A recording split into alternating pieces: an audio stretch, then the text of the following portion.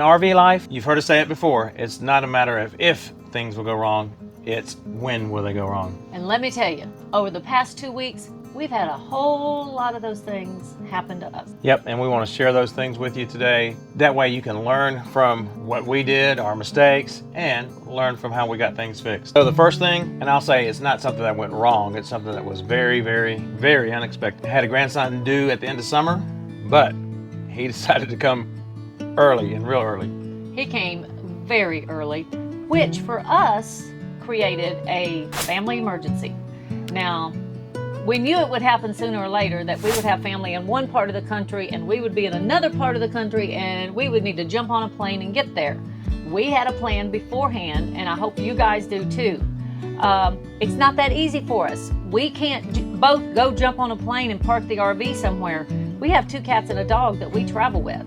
So we already had a plan in place that whoever's was the side of the family would be the one that flew away and the other one would stay here and take care of the animals. This time, Danny went because it was Danny's son that had the baby. And we were very lucky because we had kind of planned on this emergency. We actually figured it would be one of our parents and not a son. But we had planned on this, and therefore we had a suitcase in our rig under our bed, one of those collapsible fold down flat cloth things. Kind of like a duffel bag. So if you don't carry a small suitcase in with you so that you can have something to use in emergency, you're making a mistake, because you will need it one day. Now, that all being said, Danny flew down. He hung out with the baby, and He's a little bitty thing, and we I can't wait to see him. We're going to go there after we finish our trip. we're gonna, the plan is to be there when the baby gets out of the hospital. Normally preemies are in the hospital until their due date, so we want to be there to help my son and my daughter-in-law when the baby comes home. So that was the plan is we were ready to cancel it if we needed the trip, if we needed to. The way it worked out is family's there now, and then we'll be able to come and spend a month to help them as soon as the baby gets home. So right, we'll get the good time when the baby's home. Looking forward to spending some time with that baby. That's all being said, we had our family emergency.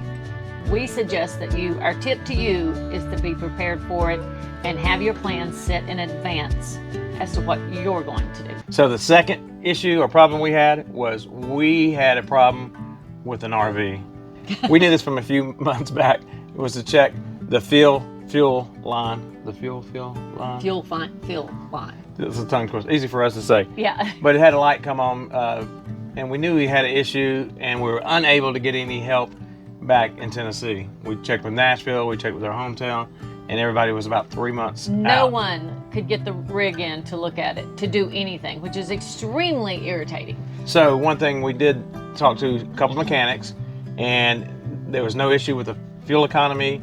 There was no issues with how the rig performed. So upon their advice, they said, if it was me, I would look down the line of your trip, and this is our tip to you. Mm-hmm. If your rig can do without having issues and get something repaired or looked at. If it can do without having your issues repaired, yeah. If it still drives okay and is safe to drive, look ahead of your trip as to where you're going and find some place that you're going to be there long enough and get an appointment there. So we did that. We knew we were going to be in York, Nebraska, and we got with the Ford dealership. They had a big commercial facility that could handle that big of a rig. So they helped us, and they helped us. $357 later, they helped us. Yeah, $357 later, they had us a new rubber gasket. Well, what had happened was, we don't know if it was from the factory or from the original owner, but there's a piping that goes from the fuel fill where you put the gas in to your gas tank, and the rubber hoses on each end of it were larger than the piping, so they didn't fit well. So you were getting gas fumes leak there, and that's why I was picking up on it. So those had to be replaced and fixed. So number 3. So I go out to the car and start the car up to run to the airport and pick up Danny, and lo and behold, every light on my dash came on when I started the car. It's the same problem we had a couple of years ago with this car with the fuel injector thing. Oh, if it's not one thing, it's another, it seems.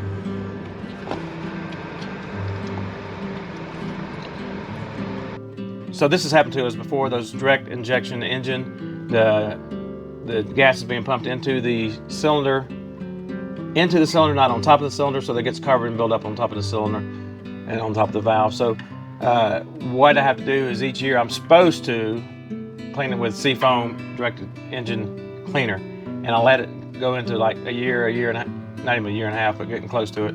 So that one's on me. Yeah, that one's totally on him. So it was stressful, but we got it fixed pretty quick.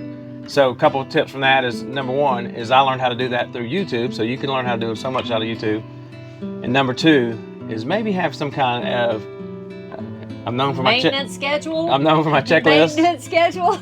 I'm known for my checklist for the rig, but maybe we need one for the tow car. Yeah. And ladies, this happens to you, do like me. I now see a new Jeep Gladiator in my future. So our fourth problem, and you thought problems only came in groups of 3. This is heading Not into... with us. Not with us. This is heading into the 4th in a matter of... This was all in the first week. So I was editing a video to be posted that week. I think it was a Sunday, and the video was coming out the next day, or maybe it was, Sunday.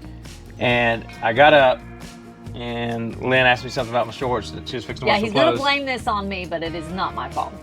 No, it's not her fault. I was trying to think of a way to blame her, but I couldn't find a way. And the bottom line is he spilled lemonade all over his computer. So she said, "Or anything on your pants? Do I need to wash them?" So I kind of twirled around, so don't twirl around as a tip. But I hit the lemonade, and luckily it was just a small amount of lemonade left. I took my phone and Googled it real quick what to do to help a computer that had some liquid spilled on it, and that helped me out. So that's a tip. During a crisis, you use those tools such as Google, but we're able to turn it upside down, turn it off. We used a fan on it to dry it out, and a lot of places said 24 to 48 hours before using it, but it was such a small amount, and a couple other sites said 12 hours overnight would be good. So I crossed my fingers, turned it on after about 12 hours, and it worked. And we got the video out about 30 little late. About 30 minutes late Monday. So. And this one's on him too. I guess she's right. Yeah, I didn't cause any of this. This is all from Danny. You're not saying there's a pattern. there's a pattern here. Now the moral of the story is, don't be drinking near your computer. Yeah. She's threatening to give me a sippy cup. Well, I do have one now. So. As a matter of fact, he has a sippy cup now. Lid on it. So the fifth thing that has happened to us this morning, as I was packing everything up because we had to hit the road, I went to push the button to get the slide in, and nothing happened. I mean, it came in like that far and then it stopped. So I backed it out, pulled it in. That far, stopped.